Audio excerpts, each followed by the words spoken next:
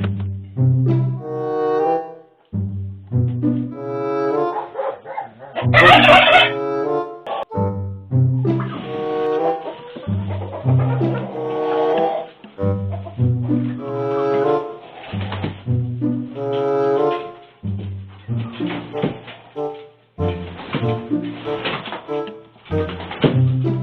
everybody, welcome back to Grumpy and Acres.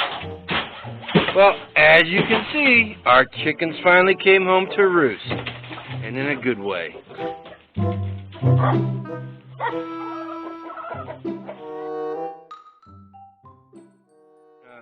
Yeah, they got here. It's a bright and sunny Saturday, February 12th, and they've been home a couple days. We've been really busy and haven't had a chance to film it. And this video is going to drop on Valentine's Day, the February 14th. So, happy Valentine's Day to y'all. Hope y'all have a great one with your loved one. We got the coop functional. It's not anyways near done, but it's functional. I got the whole weekend to work on it. Got some other chores to do.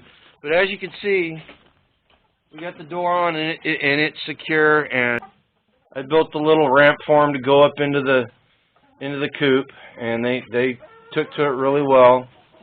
We ended up we're down to 22 chickens, I think Yoda said. I haven't counted them yet.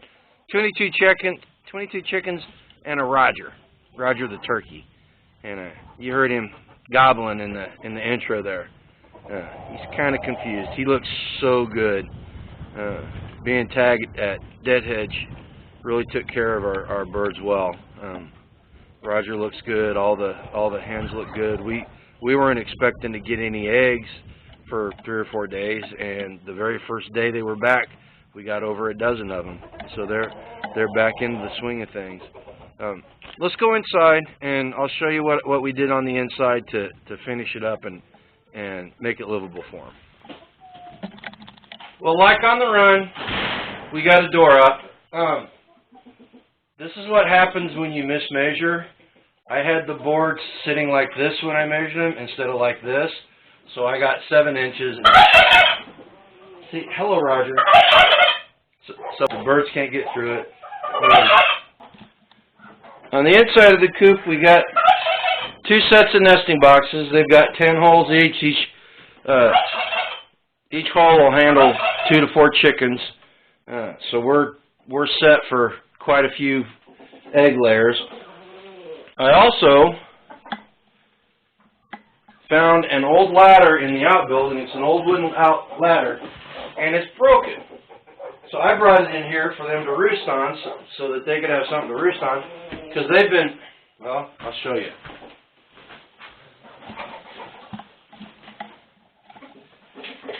They've been roosting up in the rafters at night, and that's one of Milo's rooster kids.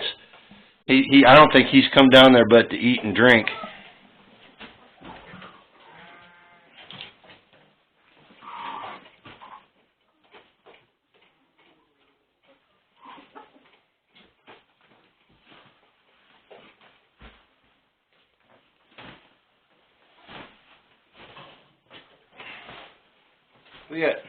Look at that. We got 6 eggs this morning. We've been averaging a dozen a day for the past 2 days, so I expect to come out here this afternoon and get 6 more. Actually sold our first dozen yesterday at work. So Grumpy Acres officially started making, well, we had some money coming in. I'm not going to say we're making money because we got it going out faster than we got it coming in right now. But it's a step in the right direction. And as you can see, we got the door to the run in and set up. It's got a little pulley here. It goes up over the top of the rafters and down on the outside. So we don't even have to come into the coop if we don't want to or have to. It's working out really well. I still need to get some pulleys and put them up there because eventually that friction on those rafters is going to cause that rope to fray. We got the waters and feeders in here. We're still going to do a video about that stuff, and we're going to talk about the nesting boxes and the waters and feeders individually. Give you a little review on them. Yoda wants to do that video because she thinks she's more photogenic than I am. I disagree. What do you guys think? Why don't you leave a comment down below and let us know who wins that argument. But anyway, I got to tell you, it's good to have him back. I've come out the last couple of days and fed him before I went to work, and it was really nice hearing Milo crow at me when I came out. And then Roger, as long as I don't get too close to him, he'll just talk up a storm with me. We talk back and forth all the time. Next thing we got to do, I got to buy a solar light kit for this. So we've got lighting in here at night. Like I said, we're not going to keep light on them in the wintertime, we don't think. But if we have to come in here to close it up and everything, it's nice to have that light. The next project I'm going to do this weekend is I'm cutting in that last window and getting it up and running, and I'm going to try to get siding up on the walls. Yoda said that she would put the insulation in tomorrow, and once she's done with that, I can finish that wall, and then I can start working on the outside, getting the outside done so the OSB and stuff isn't exposed to the weather. Okay, this is where I give you a call to action. If you've got a homestead, we need to start thinking about what it's going to be like down the road. The portents for the economy are not looking good. I left the homestead, in all honesty, the last 2 or 3 weeks, I have been at home or I've been at work, which is 5.5 miles away. So I have not been out. I haven't had to fill up gas. I finally had to fill up on gas yesterday, and I was shocked at the price. Just in the 3 weeks since I've been out, and Yoda's been telling me constantly about the prices at the grocery store and how things are getting kind of slim pickings at times. So my call to you is to think about how you're going to run your homestead in more austere settings, how you're going to do your garden.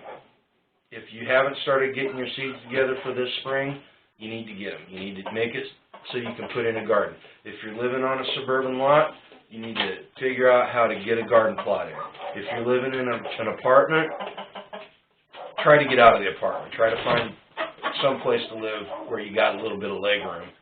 But if you can't, get a book and learn how to garden in an apartment. You can grow quite a bit of food on a balcony or on a back patio on a small apartment or a condo, because Yoda and I have done it.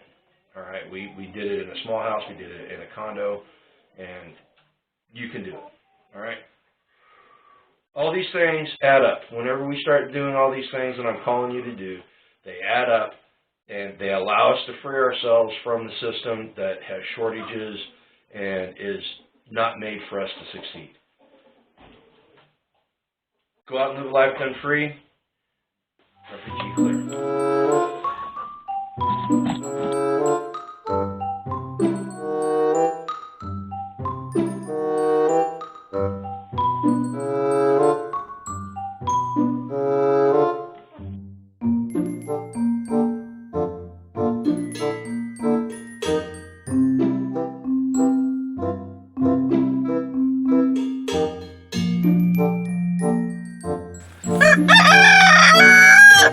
Thanks, Milo.